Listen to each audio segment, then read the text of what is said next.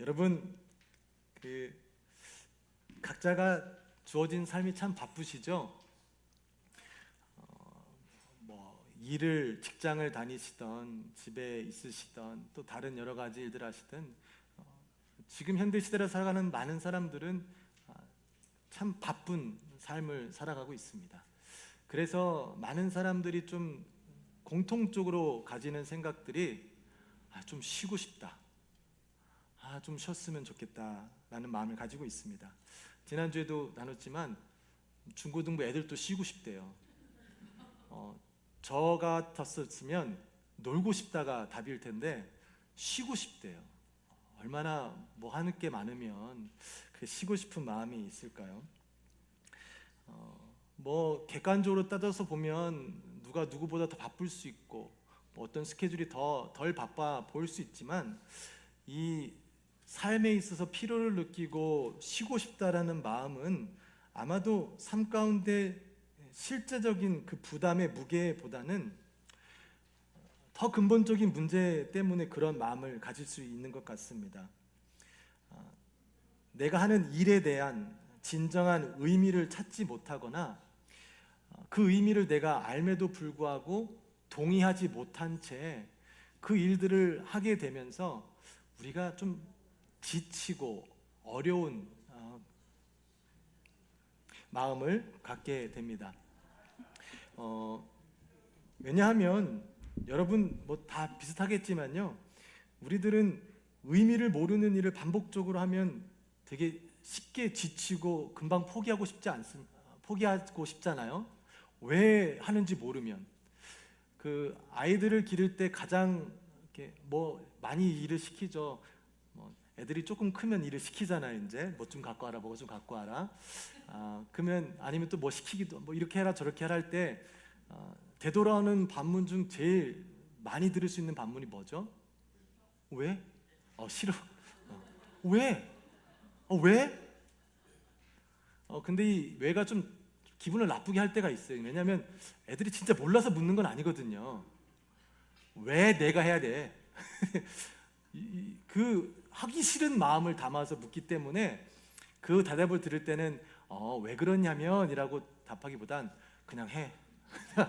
그냥 해. 이렇게 하는 경우가 있습니다. 애들 뿐이겠습니까?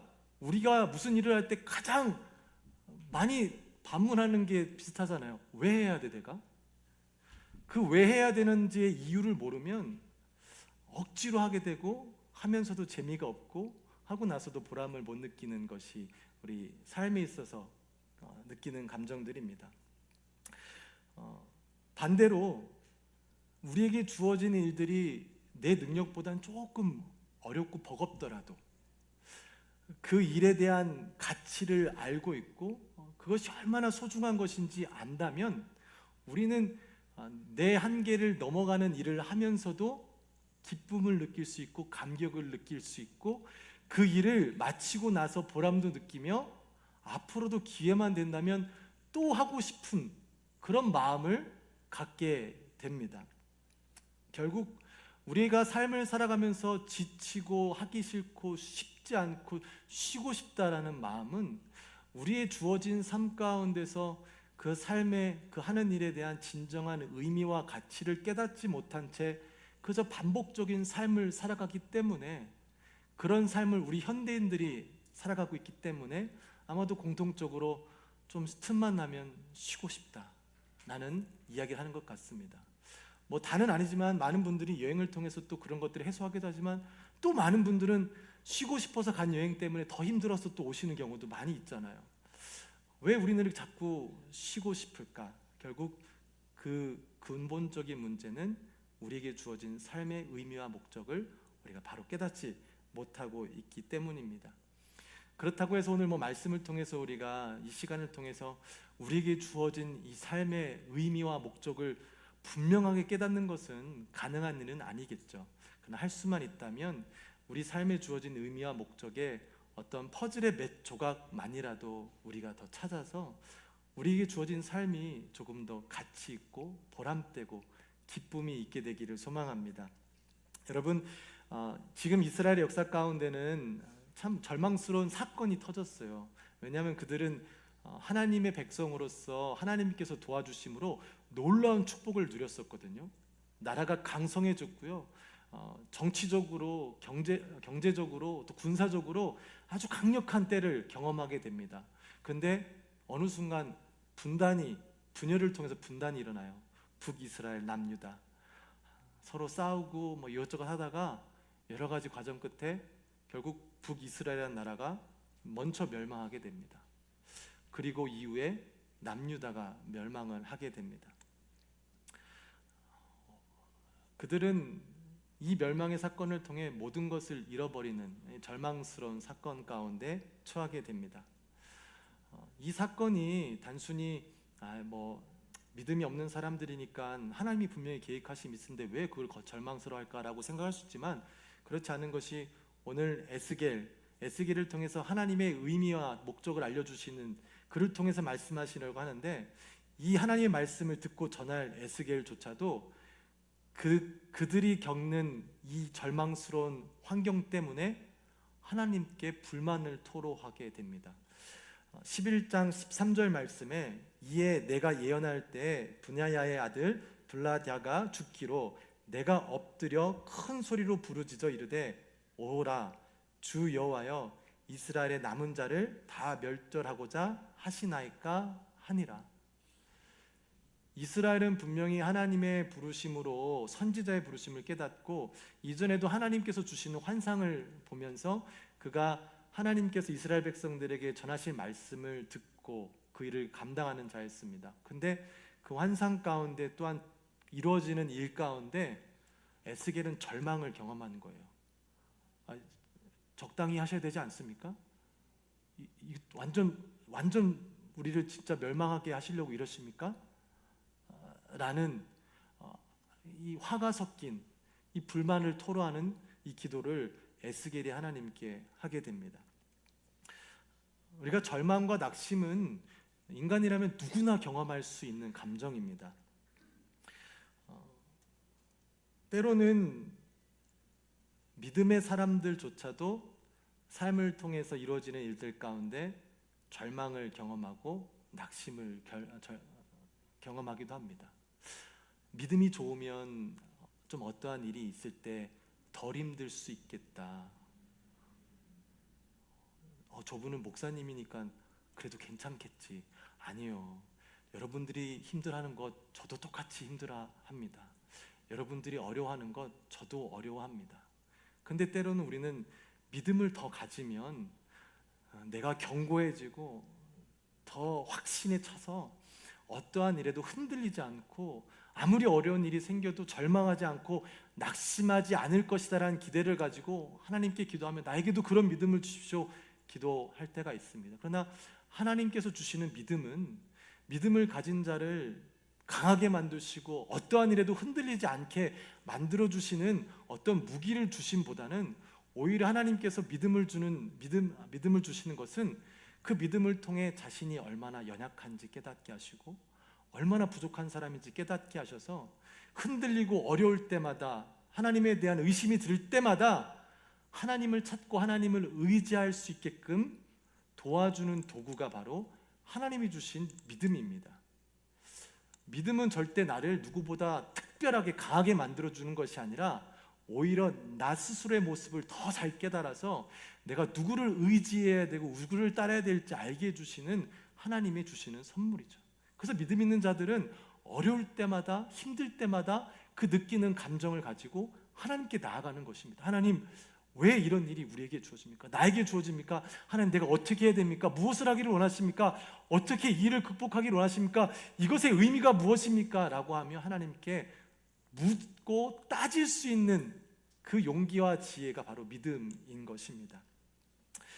혹시라도 여러분 가운데 이 믿음에 대해서 오해를 하셔서 내가 신앙생활 오래 하고 열심히 하면 무엇인가 남들이 갖지 못한 특별한 능력을 가지겠지, 아니 그런 걸 갖고 싶다라는 기대를 가지고 하나님께 나오시는 분들, 그렇게 기도하기보단 오히려 하나님께 하나님 나에게 믿음을 주셔서 내가 힘들고 어려울 때 절망 가운데 있을 때 다른 곳에 있지 않고 내가 묻고 따져야 될 그 하나님께 나아갈 수 있는 지혜와 믿음을 달라고 구하시기를 바랍니다.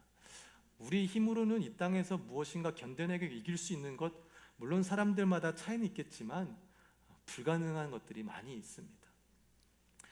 그래서 믿음은 우리의 부족함을 미리 알게 하셔서 하나님을 찾고 의지할 수 있도록 주신 하나님의 선물입니다. 에스겔은 이 절망스러운 상황 가운데 하나님께 묻습니다. 하나님 왜 이렇게 하십니까? 라고 했을 때 하나님께서는 에스겔에게 그 일이 단순히 이스라엘을 멸망시키시기 위함이 아니라 그들을 징계하여서 그들의 잘못됨을 깨달아 그들이 다시금 옳은 길로 돌아올 수 있게 하기 위해서 이 일을 그들에게 허락하신다라고 말씀하십니다. 11장 20절 말씀에 이렇게 말씀하셨죠. 내 율례를 따르며 내 규례를 지켜 행하게 하리니 그들은 내 백성이 되고 나는 그들의 하나님이 되리라. 이 말씀을 보면 하나님의 율례를 따르지 않았기 때문에 다시금 그 율례와 규례를 따르게 하시기 위해서 하나님께서 친히 백성을 삼아 주셨는데 그들 스스로가 그 백성됨을 거부하고 돌아섰기 때문에 그 징계를 통해서 그들을 다시금 백성 삼아 주시는 일을 위해서 징계, 즉 그들이 느끼기에는 절망 같은 상황 가운데 집어넣으셨다고 합니다. 여러분 자녀 교육을 하다 보면 아이들을 훈계를 해야 될지 사랑으로 감싸줘야 될지 매를 들어야 될지 들지 말아야 될지 고민을 좀 해보시나요? 미국이니까 당연히 하면 안 되겠지라는 생각이 있을 수도 있지만 이 훈계에 대한 고민이 늘 있잖아요. 꼭 피지컬리 때리지 않더라도 우리는 요즘에 말로 때리잖아요, 애들. 그러면서 징계가 무엇인지 고민할 때가 있지 않습니까? 제가 기독교 교육을 배울 때 그 교수님이 교육은 다 철학이겠죠. 근데 그분이 해석한 것으로 말씀하실 때 아이들은 매로 훈육하면 안 된다라고 가르치시더라고요. 근데 성경에는 그렇지 않거든요. 아이들을 매로 또 때려서 교육하라고도 합니다. 근데 왜 그랬는지를 의미를 말씀해 주실 때 그럴 수 있겠구나라고 제가 동의가 되더라고요. 하나님의 징계하심은 철저하게 하나님께서 그들을 사랑하심으로 그들이 옳지 않은 곳에서 옳은 길로 인도하시기 위한 그 사랑, 온전한 사랑에 대한 표현으로 징계를 하시는 것이죠.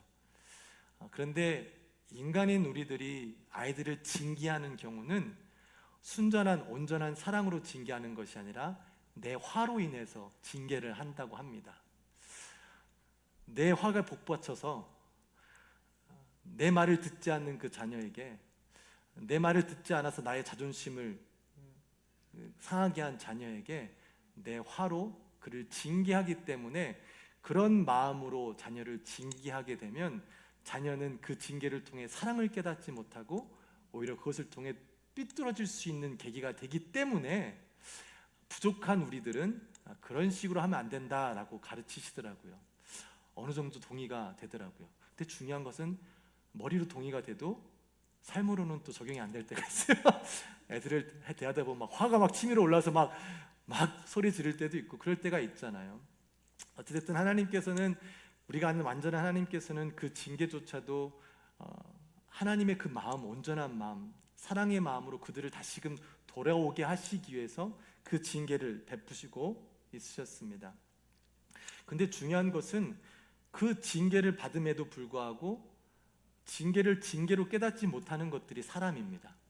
이스라엘 백성들도 이 하나님이 그들을 징계하실 때 두 부류가 나눠졌어요. 한 부류는 이스라엘 백성들이 바벨론 사람들로부터 포로로 끌려가서 아무런 소망을 찾지 못할 때 그 절망스러운 상황 가운데 그들은 그냥 그대로 절망해 있었습니다. 어떠한 소망도 찾지 못했어요. 왜 나에게 이런 일을 하지? 어떻게 이걸 극복하지? 난 이걸 극복할 힘이 없는데 난 무엇 하지? 하면서 자신에게 주어진 그 상황 가운데 그저 절망에 주저앉아 있었습니다. 또 다른 부류가 오늘 본문에도 나오는데요. 어떤 부류가 있었냐면 모든 이스라엘 백성 남유다 사람들을 포로로 끌고 왔는데 몇 명의 사람들만 남유다에 머물러 있었어요. 근데 그 사람들이 오늘 본문 15절에 보면요, 그들이 표현하는 거 어떻게 표현하냐면 이렇게 표현하는 거예요. 야, 저들이 다 잡혀갈 때 우리만 안 잡혀갔어. 뭔가 우린 특별한 사람들인 거야. 나만 괜찮으면 돼. 그러면서 그들이 하는 말은 이제 너희들은 다 이방 나라로 끌려갔으니 이 땅은 하나님께서 우리에게 주신 것이다. 그들은 나만 아니면 된다라는 생각으로 하나님이 분명하게 이스라엘 족속에게 공동체에게 징벌을 주셨음에도 불구하고 그 징벌, 그 교육을 받지 못함으로 이 두 가지 부류는 하나님께 징벌, 징계가 아니라 심판을 받게 될 것이다라고 성경은 이야기합니다. 심판과 징계는 다르죠. 심판은 이루어지는 일에 대해서 끝입니다. 심판. 그러나 징계는 다시금 돌아오게 하시는 것이죠. 하나님의 백성인데도 불구하고 하나님의 징계를 깨닫지 못해서 하나님은 에스겔을 선택하셔서 에스겔을 통해서 말씀하시잖아요. 이거 심판이 아니다. 징계다. 이 징계를 통해서 너희가 깨닫기를 원한다. 다시금 돌아오기를 원한다. 라고 말씀해 주시는 것입니다.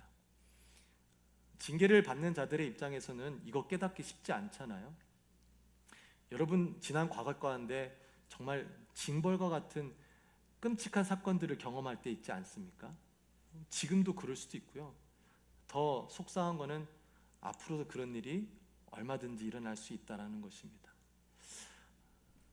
그런 상황 가운데 여러분 정말 이것이 하나님의 징계이니 나를 사랑하신 하나님의 교육이니 내가 이것을 통해서 잘 배워서 더욱더 성숙해져야 되겠다라고 이 고요하고 평안한 마음으로 그 참 징벌과 같은 상황을 받아들일 수 있는 사람이 얼마나 되겠습니까?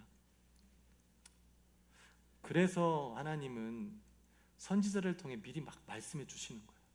우리에게도 그 말씀을 통해서 그런 하나님에 대해서 조금이라도 깨닫고 있다가 비록 그 일 때문에 절망할지언정 낙심할지언정 그 자리에 머물러 있지 않고, 아니 때로는 나도 거기에 징벌을 받아야 되는데 나는 가까스로 벗어나서 나만 아니면 돼 라는 생각으로 있는 것이 아니라 이 말씀을 통해서 그 절망 가운데 하나님을 바라보며 하나님께 절규하며 부르짖으라는 겁니다.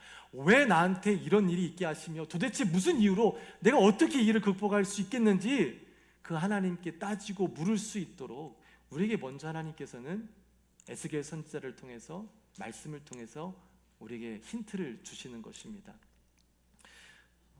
저와 여러분의 삶 가운데 어려운 고통 왜 없겠습니까? 있을 수 있죠.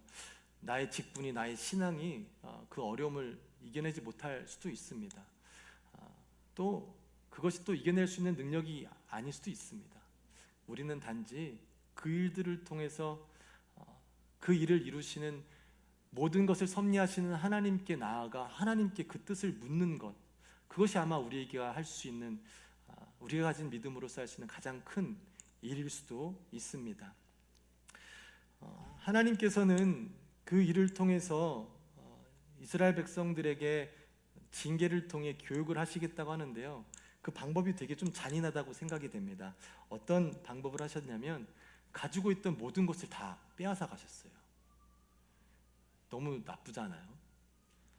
오늘 중고등부 학생들 말씀도 하나님이 사울 왕을 통해서 이방 나라 사람들을 공격하는데 하나도 남김없이 죽이라는 거예요. 동물도, 심지어는 아기들까지도 죽이라고 하는 이 하나님의 그 약속을 사울이 지키지 않아서 나중에 또 하나님께 벌을 받는데, 이런 하나님을 보면 너무 좀 잔인하잖아요. 다 죽이고, 여기도 교육이라는 것을 어느 정도 해야지 있던 것을 다 빼앗아 가십니다. 11장 16절 전반부에 보면요, 그런즉 너는 말하기를 주 여호와의 말씀에 내가 비록 그들을 멀리 이방인 가운데로 쫓아내어 여러 나라에 흩었으나, 이 말은 이스라엘 백성들이 누리던 땅, 그들이 가졌던 물질, 심지어는 그들이 가지고 있었던 하나님의 백성이라는 정체성조차도 다 빼앗긴 거예요. 아무것도 없는 거예요. 그런 상황으로 인해서 하나님은 그들을 교육시키게 됩니다. 생각해보면 하나님께서 그들에게 징계, 마치 징벌과 같은 그 시간을 주시기 전에 그들이 가지고 있던 땅, 재물, 권력, 그 모든 것들은 그들에게 있어서는 되게 당연한 것이었을 것 같아요.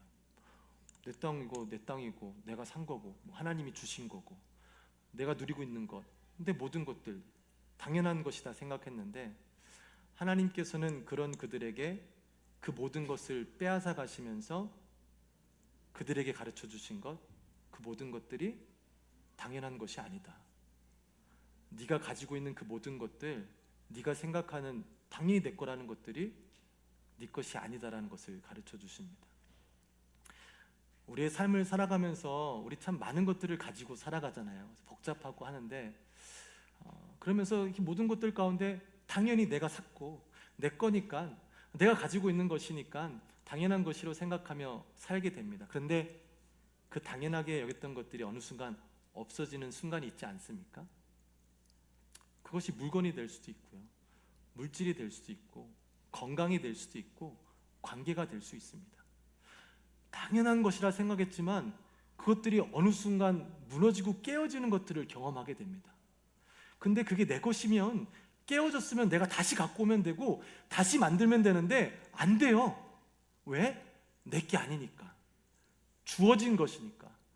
주어져서 내가 누릴 수 있던 것이었는데 그것을 나는 착각하고 당연히 내 것이고 당연한 것이로 생각하며 살았던 것입니다. 하나님께서는 포로로 끌려간 이스라엘 백성들에게 에스겔을 통해 말씀해 주십니다. 지금까지는 예루살렘 성전이 내가 너희와 함께하겠다 약속하신 것인데 이제는 너희를 교육 가운데 내보내며 너희를 이방 나라에 보낼 때 너희만 쫓아내는 것이 아니라 나도 너희와 함께하겠다. 이게 어디 그림이랑 연결이 되냐면 출애굽 당시 그림이랑 연결이 지어집니다.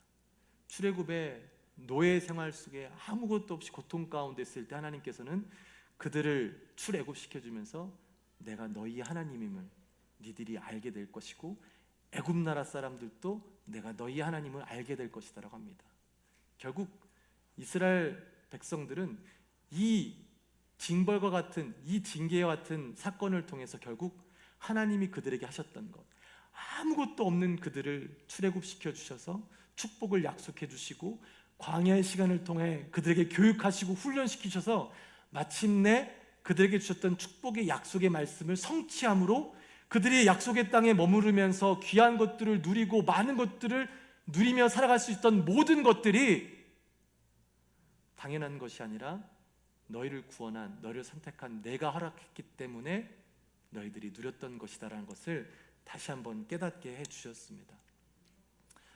참 우리는 어리석고 아쉽게도 이럴 때 그 가치를 깨달아요. 가족도, 관계도, 건강도, 여러 가지 당연히 내 것이라 생각하는 것들, 가족도, 교회도, 이 모든 것들이 당연한 것이, 그러나 그것을 없어진다면 어느 순간 우리는 그것이 당연하지 않았던 것을 깨닫게 되고 내가 당연하고 생각했던 것들을 다시 가지지 못하는 고통 가운데 있게 됩니다. 하나님께서는 이스라엘 백성들에게 그 가르침을 주시기 위해서 다시 한번 광야로, 이방 나라로 보내십니다.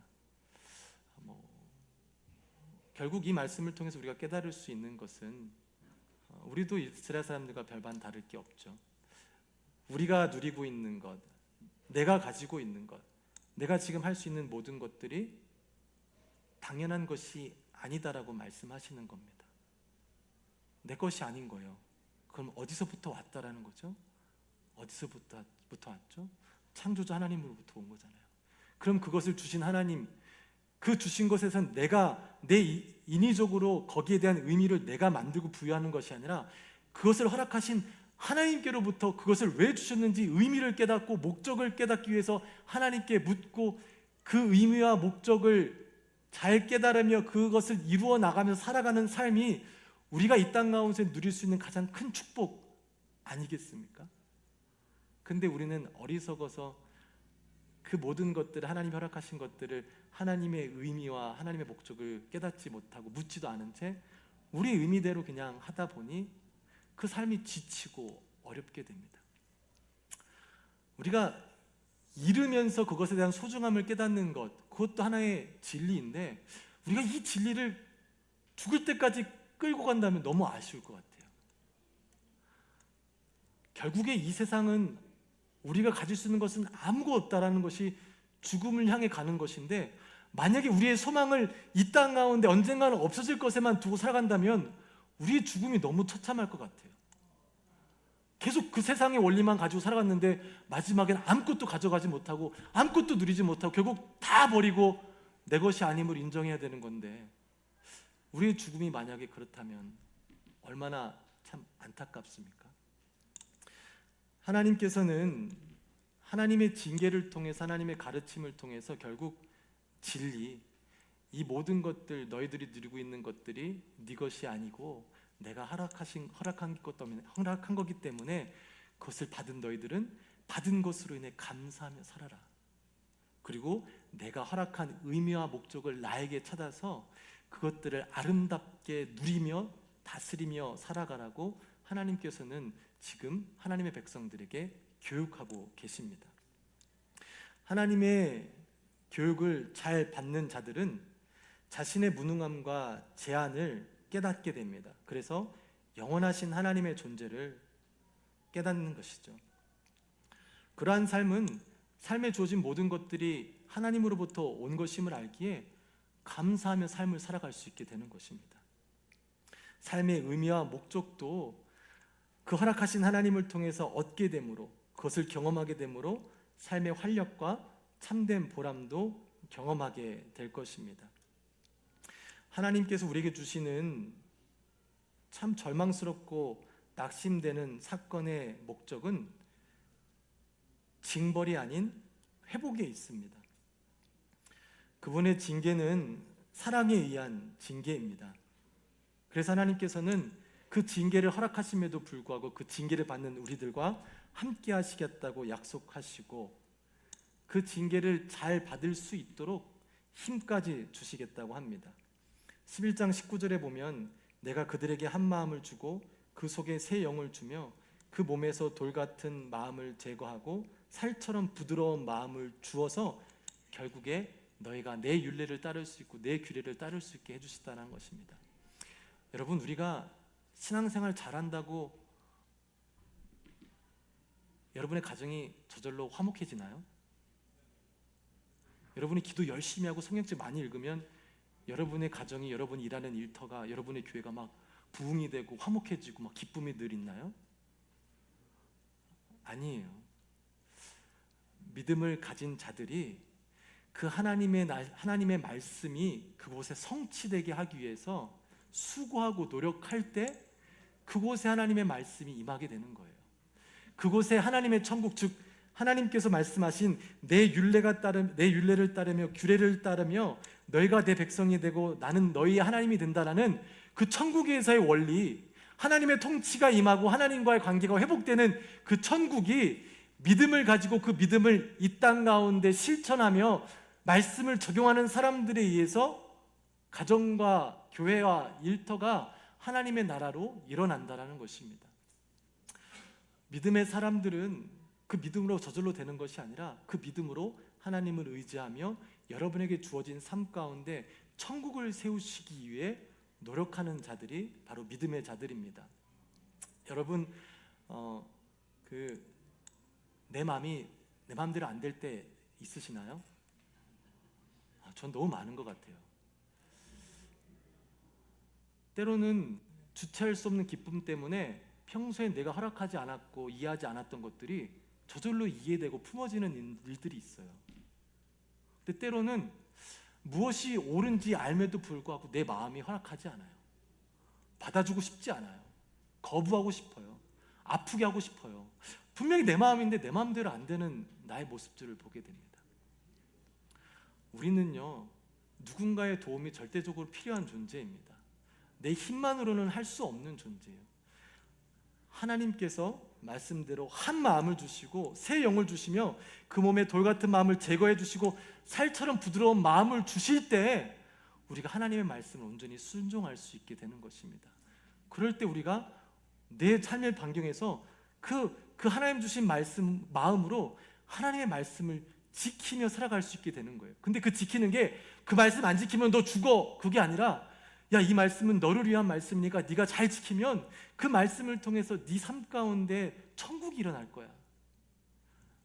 너희 가정이 천국이 세워질 거야. 너의 교회에 천국이 세워질 거야. 그러니 네가 믿음으로 그 일을 순종하려 할 때 하나님께 도움을 구해. 왜? 한 마음을 주시고 새 영을 가지며 돌 같은 마음을 제거하고 살처럼 부드러운 마음을 갖는 건 우리의 결단으로 할 수 없는 거예요. 성경에 의하면 하나님이 주셔야 되는 거예요. 그러니 우리가 가정에서 여러분의 가정을 대할 때, 교회에 나와서 하나님의 교회를 세우고자 할 때 그 하나님의 도우심에 대한 기도를 하기를 원합니다. 하나님, 우리에게, 우리 공동체에게, 우리 가정에게, 우리 교회에게 한 마음을 주시기를 원합니다. 하나님, 새 영을 나에게 주시기를 원합니다. 내 돌 같은 마음을 제거해 주시고 부드러운 마음을 주시기를 원합니다. 그래서 내가 하나님의 율례와 규례를 지켜 하나님과의 관계를 회복하고 하나님께서 주신 이 모든 것들, 당연한 것이 아니라 하나님이 주셨기 때문에 내가 누리는 이 모든 것들을 하나님의 원리대로 사용하여 나누고 또 베풀고 선한 것을 행하며 누리고, 이 일을 통하여서 내가 이 땅에서도 하나님이 주시는 그 축복을, 그 천국과 같은 축복을 누리며 살기를 원합니다. 나는 이런 기도 제목들을 놓고 하나님께 기도하며 여러분의 삶 가운데 천국을 세워 나가게 되시기를 축복합니다. 여러분, 가정이 행복하십니까?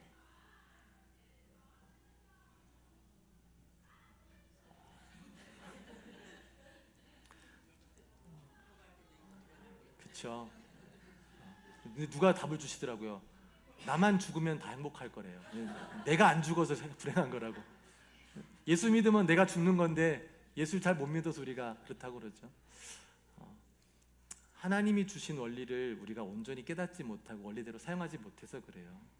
죄인인데 어쩔 수 없죠. 하지만 죄인이니까 어쩔 수 없어 끝나는 것이 아니라 그 원리를 하나님께 묻고 도우심을 구하며 그 원리, 그 의미, 그 목적을 깨닫는 것이, 회복하는 것이 우리한테 더없이 좋은 축복이기 때문에 하나님께서는 우리에게 그 일을 말씀하십니다.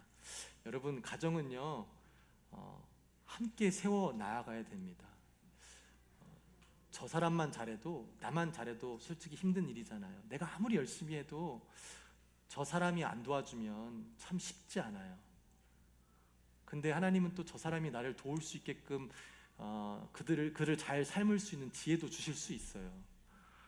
뭐 딱딱하게 야 나도 이렇게 하니까 너도 그렇게 해가 아니라 그가 마음을 풀고 한 마음으로 함께 가정을 세울 수 있도록 서로가 마음을 나눌 수 있는 거 있죠.